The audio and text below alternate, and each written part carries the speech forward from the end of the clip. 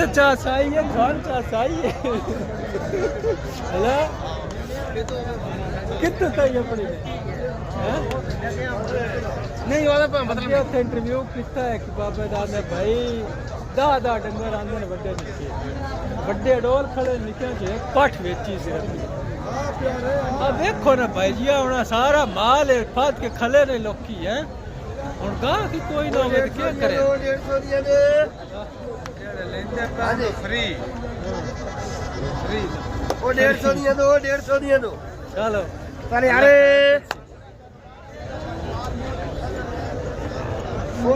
एक वक्त आई जनाब बेंज आंदे ने डंगर लांदे ते अगे व्यापारी खले होंदे ने ब्याज जी कितने पैसे जी इतने नहीं जी इतने लो जी हैं हां जी फ्री हां देखने दे काम ते हथियार आज भाई जी आंदे ने क्या मोल है 4 लाख 1.5 लाख दी देनी अंजे बस खा मकाई